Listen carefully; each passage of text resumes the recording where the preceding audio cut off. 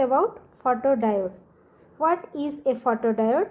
A photodiode is a semiconductor PN junction device which converts light energy into electrical energy, and this electrical energy, this may be in the form of current or voltage. Further, this is designed to work in reverse bias condition, and the commonly used materials to design photodiode are silicon, germanium, gallium arsenide, indium phosphide and indium gallium arsenide. So these are the most commonly used materials for designing photodiodes. Now coming to the classification of photodiode, these are broadly classified into three groups. One is PN photodiode, second one is PIN photodiode, and the third group comes under avalanche photodiode. We will be discussing one by one. Today we will discuss about PN photodiode.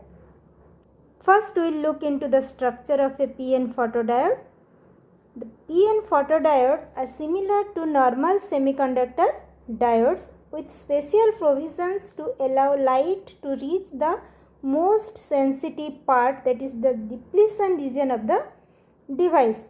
We know in a PN junction photodiode we are having one P region, one N region. At the junction we are having a depletion layer, and in case of photodiode that depletion region is the most sensitive part because at that region mostly the photodetection occurs. So coming to the structure of PN photodiode, first we are having a N plus substrate. Over this we are having a N type material.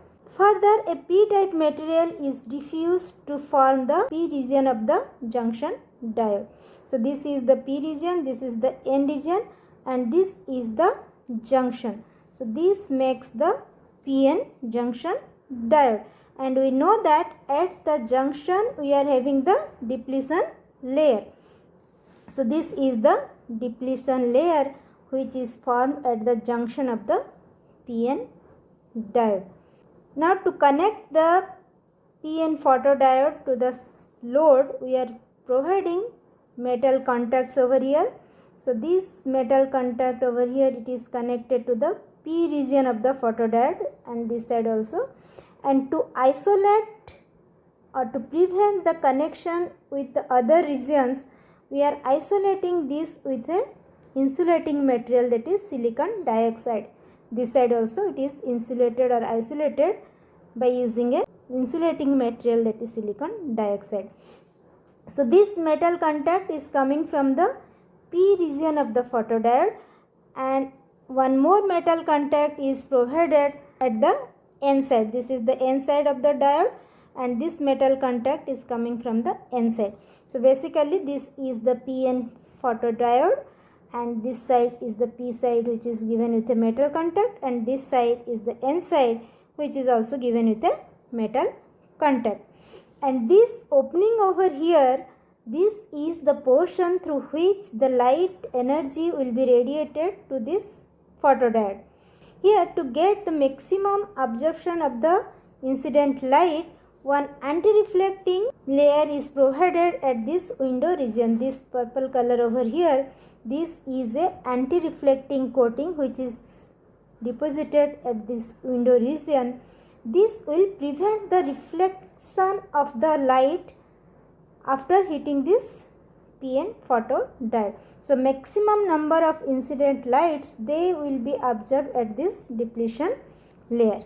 Thus the photodetection mainly happens in the depletion region of the diode. So this is the structure. Now let us see how the PN photodiode operates. This is the structure what we have seen. This is P type region, this is depletion region, and this is our N type region. Basically from here to here this is P type material and this one is N type. When they are joined together, this is the charge free region or the depletion region which is formed near the junction. As far as the operation of a PN photodiode is concerned, it operates in two different modes.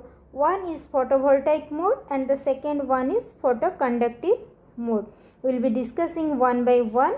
and this mode of operations are based on the type of output what we are obtaining from the photodiode.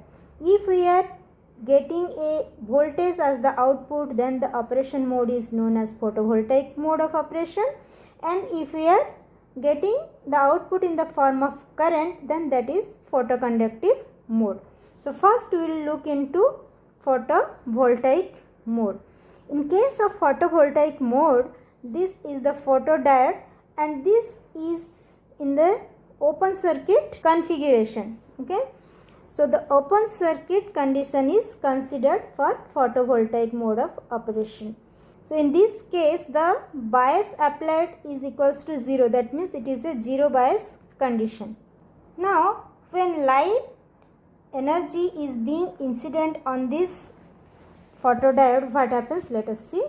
These are the incident light in the form of photon, and as we have seen in the previous slide, they are allowed to fall in the depletion region. So these are striking mostly in the depletion region. Once they strike this region, what will happen? If the energy of the incident photon is more than the energy gap of the material, then electron hole pairs will be created, right? So these are the electron hole pairs generated due to the incident of light energy, right?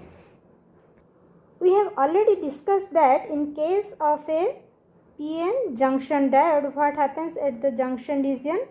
So this is the junction region, and at the end side of the depletion region we are having uncovered positive ions, right? And because of that we are having a positive potential near the end side of the depletion region. Similarly, the negative uncovered ions are deposited on the P side of the depletion region, because of which we are getting a negative potential over here, and this potential difference creates the barrier potential or the built-in potential in the PN junction diode, right? And because of this potential, now what happens? These electrons are negatively charged and this side is positive. So these electrons, they will try to move towards the N side, and as this side is negative, these holes, they will try to move to P side. Okay. So what is happening finally, that these negative electrons, they will move to the N side and holes will move to the P side, because of which we are getting a negative potential at the N side and a positive potential at the P side. Now if you will consider this point A and B, and you will see that there is a potential difference between these two ends. Okay, and that will give us a voltage across the PN photodiode. So a voltage develops between P region and N region of the diode, and this is the operation mode of a solar cell. Thus the solar cells operates in this photovoltaic mode. Okay. Now coming to the second mode of operation, that is photoconductive mode. This is what we have already seen in the photovoltaic mode. This same thing happens over here whenever the incident lights falls on the depletion region, and if the energy of the incident light is more than the energy gap of the material, then there will be creation of or generation of electron hole pairs in the depletion region.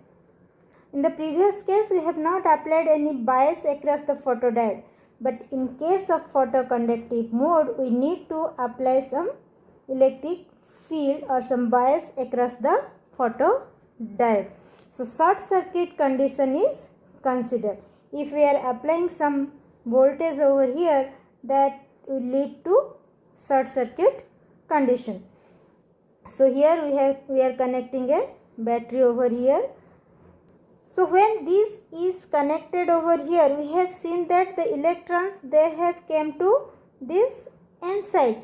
Now as I have already told in the first slide that the photodiodes, they generally works in the reverse bias condition. Reverse bias condition means this N side should be connected to the positive terminal of the applied source and P side of the diode should be connected to the negative terminal. And we have seen that these electrons, they have already moved to the N side. Now if this N side is connected to the positive terminal, these electrons, they will start flowing in this direction, right? If electrons are moving in this direction, we will be getting a current in this direction, because always the current direction is opposite to the direction of the flow of electron.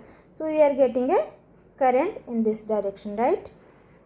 So a current flows between P region and N region of the diode. Similarly, if we will consider the holes, they will move in this direction. That means current will flow in this direction. So this is the direction of flow of current, that is flowing from the N side to P side within the device, and outside it is from P side to N side, right? But in this condition, what happens? If no light energy is being incident on the device, as this is under reverse bias, a small leakage current flows through the circuit even if there is no light incident on the device, and that leakage current is known as dark current. So this is the reverse leakage current in the absence of light radiation. We are not incidenting any light energy, still we are getting a small amount of current. Sometimes you will be getting a question in your exam, what is dark current, or in your midterm exam also this will come as a short question on the fill in the blanks type question. We have seen that whenever we are incidenting light, we are getting a current in the circuit, right? So if we will increase the intensity of this light, this reverse current will also increase, okay? So the magnitude of the voltage created across the photodiode depends directly on the intensity of the incident light. Because whenever we are incidenting light, if the intensity will be more, then we will be getting more electron hole pairs. That means the voltage difference will be more. That means the magnitude of the voltage depends directly on the incident light. If the intensity of the incident light is increasing, the magnitude of the voltage increases. That is in case of photovoltaic mode. And if intensity is less, then we will be getting less voltage across the PN photodiode, right? Now the current flowing through the device is directly proportional to the voltage developed. If voltage is increasing, then what will happen to the current? The more is the voltage developed, the greater is the current flowing through the circuit, okay? Now coming to the schematic representation, this is the schematic representation of a PN photodiode.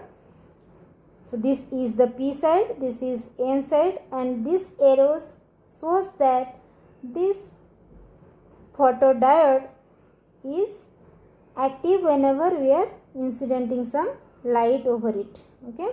And this side is our anode and this is our cathode. So this is the schematic representation of PN photodiode.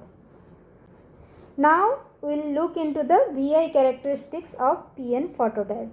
I have already told you that these photodiodes, they operates in the reverse bias condition.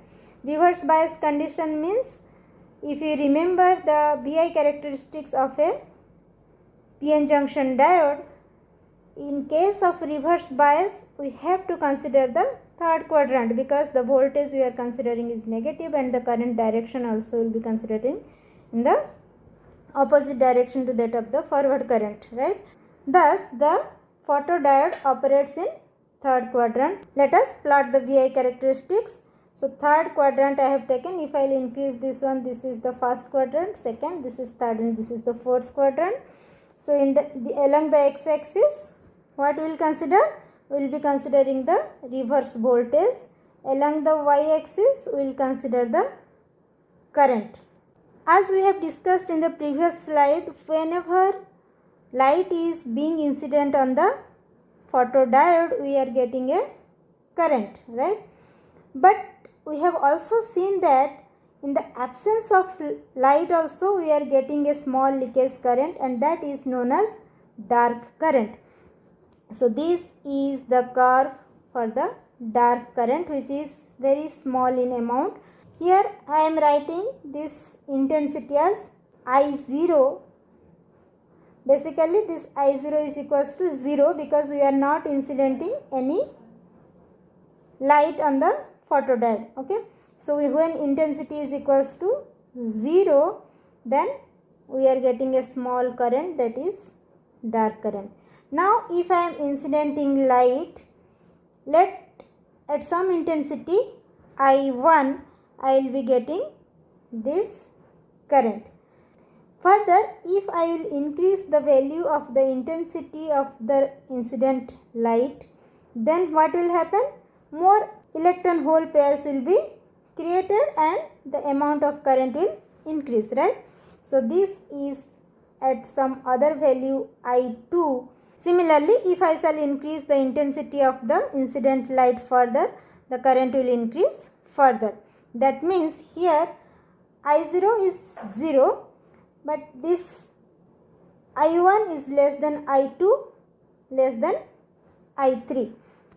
So we are having I3 greater than I2, greater than I1, greater than I0, and this I0 is basically equals to 0. Okay. So this is the VI characteristics of a PN photodiode.